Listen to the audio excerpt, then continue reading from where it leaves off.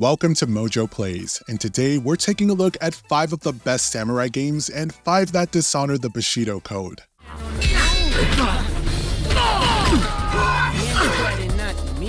Before we get started, we post new videos all week long, so be sure to subscribe to MojoPlays and ring that bell to be notified about our latest videos. Dishonorable: Samurai Warriors 3.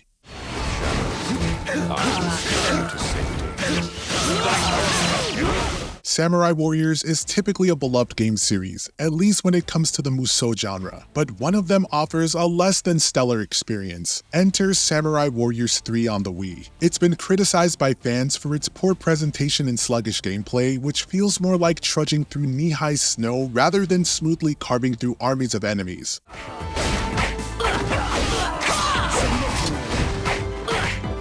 The AI was a step backwards, sometimes just staring at you rather than fighting. The level design isn't going to redeem it either, as it manages to both look bland and feel frustrating. Unfortunately, the game just isn't optimized well for Wii, resulting in a massive graphical downgrade. Even then, it still lags more than on PS3.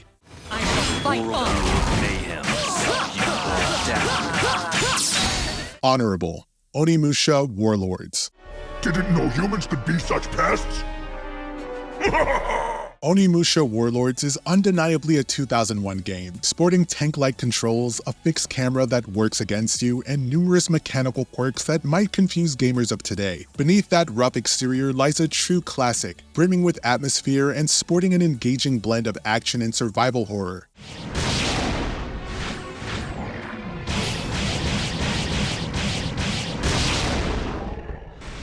Its legacy is perhaps best exemplified by the fact that a bug in the game during its development allowed enemies to be juggled in the air, which would go on to directly inspire Hideki Kamiya to create the iconic aerial combat scene in Devil May Cry. It's no wonder Onimusha Warlords still gets updates and support 2 decades later, as with 2025's Hell Mode update.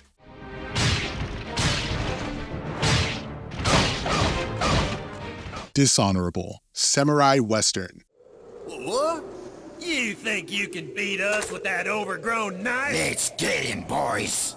You'd think dropping Samurai into the Wild West would be a recipe for success, but this one isn't. Released in 2005, Samurai Western is so close to being great. Alas, it falls short with gameplay that's just a bit too repetitive and unpolished, a plot that was just too weak, and difficulty that's more frustrating than fun.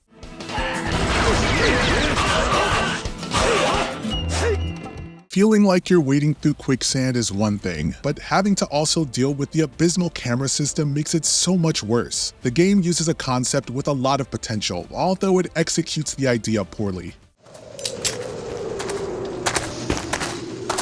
But I can't really say no more.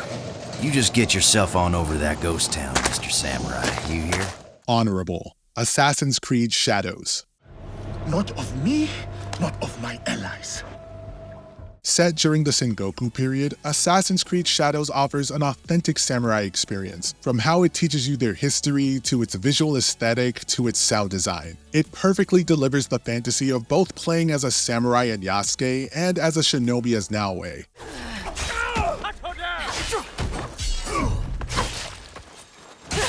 It's a dual protagonist approach that Ubisoft has run with before, but this time it's interwoven with a good narrative and gameplay systems in a way their previous attempts weren't. Even if you separate it completely from the Assassin's Creed franchise, Shadows stands on its own as a great samurai game.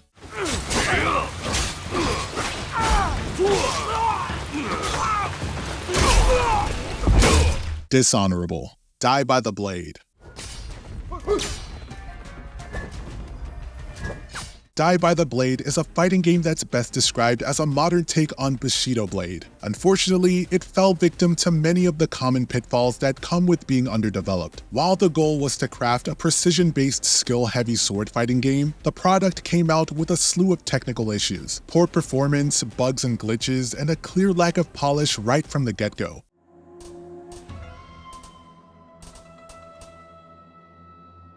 Even after a successful Kickstarter campaign, the game was delayed multiple times, only for a half-baked result to come out, leading many players to complain about a lack of content.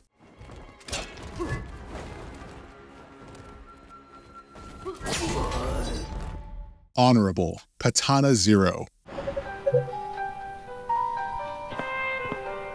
Katana Zero isn't just one of the highest rated indie games ever. It's got near perfect puzzle platforming and shows some of the most masterful use of distilled action in video games. It nails the feeling of being a lightning fast Ronin with its gameplay loop, where you'll be using trial and error to experiment with each part of a given level in an attempt to find the perfect path. Once you've got it, you'll be chaining kills, dodging bullets, and deflecting projectiles.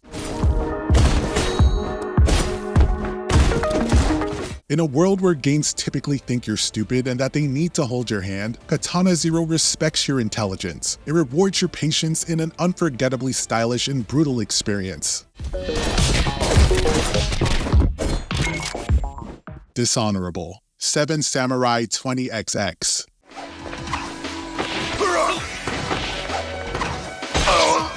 When you take the name of legendary film director Akira Kurosawa's cinematic masterpiece 7 Samurai, you set an incredibly high, perhaps too high bar. 7 Samurai 20XX, while stylish at times, not only failed to clear that bar, it ran face first into it and lost its front teeth.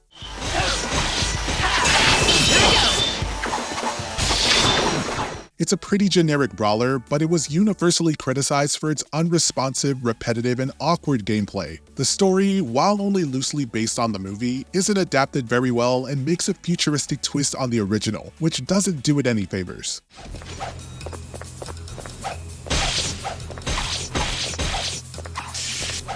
Honorable, Sekiro Shadows Die Twice. 表を上げよ。 If there's one samurai game with incredible combat, it's Sekiro Shadows Die Twice. From Software's 2019 masterpiece redefines what a rhythm game can be with its deflection system and otherwise insanely fast-paced combat. It generally feels good when you master combat in From Software's games, but Sekiro's is special. It's got arguably the most demanding, satisfying, and spectacularly choreographed combat system in the whole industry.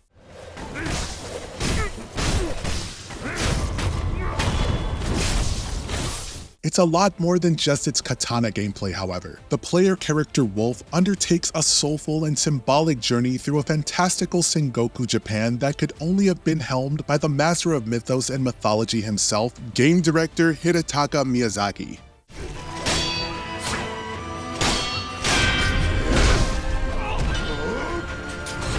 Dishonorable, Afro Samurai 2 Revenge of Kuma.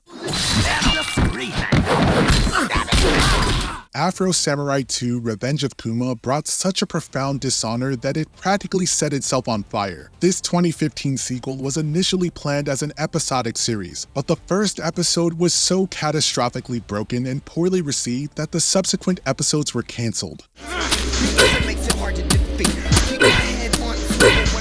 It was then delisted from stores, and the developers were so self-aware that they offered full refunds to everyone who purchased it, which almost never happens otherwise. The game is a horribly buggy and unfinished mess that sadly stains the legacy of its predecessor, the first Afro Samurai game. Time bomb! You got to use cunning and the to disarm those without being blown to Honorable, Ghost of Tsushima.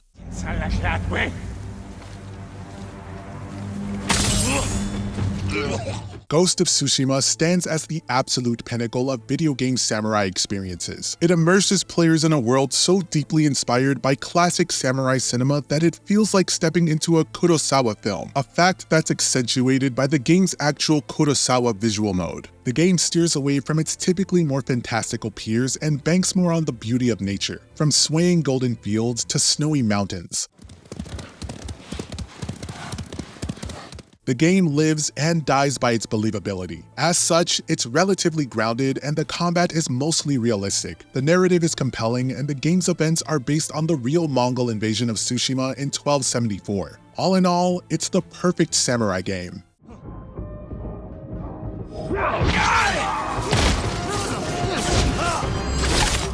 Which game brought you the most honor and which brought you the most dishonor? Be sure to let us know down in the comments.